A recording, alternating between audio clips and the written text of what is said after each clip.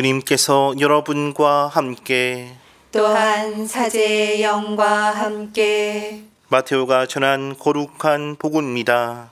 주님 영광 받으소서. 그때 제자들이 예수님께 다가와 하늘나라에서는 누가 가장 큰 사람입니까? 하고 물었다. 그러자 예수님께서 어린이 하나를 불러 그들 가운데에 세우시고 이르셨다. 내가 진실로 너희에게 말한다. 너희가 회개하여 어린이처럼 되지 않으면 결코 하늘나라에 들어가지 못한다. 그러므로 누구든지 이 어린이처럼 자신을 낮추는 이가 하늘나라에서 가장 큰 사람이다. 또 누구든지 이런 어린이 하나를 내 이름으로 받아들이면 나를 받아들이는 것이다. 너희는 이 작은 이들 가운데 하나라도 업신여기지 않도록 주의하여라. 내가 너희에게 말한다. 하늘에서 그들의 천사들이 하늘에 계신 내 아버지의 얼굴을 늘 보고 있다. 너희는 어떻게 생각하느냐? 어떤 사람에게 양 100마리가 있는데 그 가운데 한 마리가 길을 잃으면 99마리를 산에 남겨둔 채 길 잃은 양을 찾아 나서지 않느냐? 그가 양을 찾게 되면 내가 진실로 너희에게 말하는데 이 길을 잃지 않은 99마리보다 그 한 마리를 두고 더 기뻐한다. 이와 같이 이 작은 이들 가운데 하나라도 잃어버리는 것은 하늘에 계신 너희 아버지의 뜻이 아니다. 주님의 말씀입니다. 그리스도님 찬미합니다.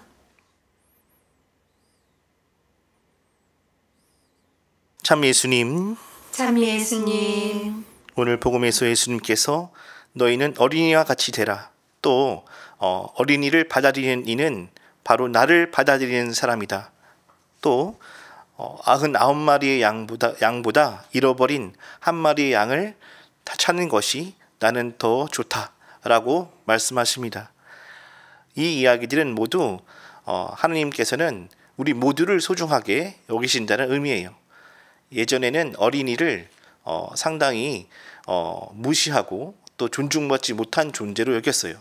오늘날에는 이제 보호받아야 되고 또 교육받아야 되고 또 그들에게 잘 양육해야 될 의무가 있는 존재로 이제 여기지만 이제 고대 시대 그 고대 시대만이 아니라 18세기까지만 하더라도 어린이에 대한 인권은 그렇게 좋지가 않았었습니다. 여튼 어린이를 그렇게 받아들이는 이, 그러니까 작은 이를 받아들이는 이야말로 하느님의 신앙을 가진 사람이다 라고 이야기하고 계세요. 나아가서 잃어버린 양을 강조하시면서 정말로 힘들고 어렵고 소외된 이들을 주님께서는 버려두지 않으시고 그들과 함께 하신다라는 것을 오늘 복음을 통해서 강조하고 계십니다. 제가 면담을 하다 보면 이제 여러 사람들의 사연을 이제 듣게 돼요. 어떤 사람들은 취직을 못해서 삶의 의욕을 잃어버렸다라고 하는 사람도 있고, 또 어떤 사람들은 가족들이 자신이 결혼도 못하고 직장도 변변치 않아서 너무 무시해서 정말로 살아갈 힘이 없다라고 고백하는 사람들도 있어요. 저도 이제 황당한 일을 당했었는데, 비신자였는데 비신자가 저한테 신부의 월급이 얼마냐고 물어봤어요. 그래서 월급을 난 그냥 스스럼 없이 얘기했죠. 그랬더니 그 사람이 액수가 너무 적으니까 상당히 저를 무시하더라고요. 무시하고 그런 월급을 받으면서 어떻게 생활을 할 수 있느냐라고 얘기하고 내가 상당히 무가치한 존재인 것처럼 대우하더라고요. 황당하죠. 황당한 이야기들인데 세상은 이렇게 사람들이 희한한 이제 일들이죠. 그 희한한 일들은 이제 신앙인이 아닌 사람들이 이제 하는 모습들인데 무엇이냐면 세상의 것으로 사람을 판단하는 거예요. 가치 판단을 하고 등급을 매기고 신분을 가르는 거. 이것이 바로 세상 사람들이 하는 그 이상한 일들입니다. 이상한 짓이죠. 그러니까 신앙인의 관점에서는 어이가 없는 모습인데 세상 사람들은 당연하듯이 사람들을 가르고 사람들을 판단하고 또 무시하고 억압하고 하는 일들이 비일비재하게 벌어집니다.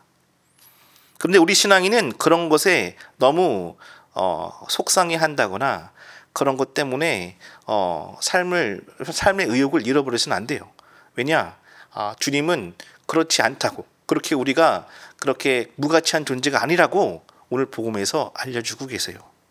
그러니까 인간은 세속 쪽에 매인 것이 아니라 하나님과의 인격적 사랑의 관계 안에 있기 때문에 그가 무슨 직장을 가지고 있든, 그가 무슨 능력을 가지고 있든, 그가 무엇을 하든 못하든 간에 그 존재만으로 소중하고 정말로 하나님 앞에서는 정말로 가치로운 존재라는 거예요.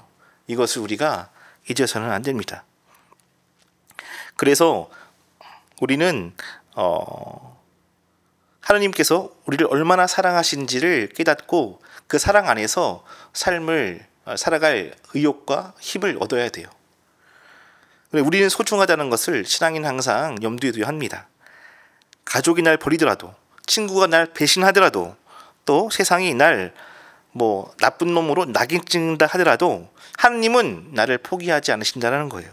하나님은 끝까지 기다려주시고 함께 하시길 원하시고, 그리고 우리가 구원받고 당신과 함께 하시기를 원하신다. 사랑해 주기를 원하신다는 거예요.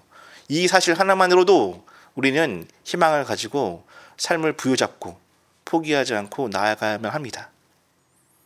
그래서 우리는 사람의 가치를 세속의 잣대로, 물질의 잣대로 판가름해서는 안 돼요.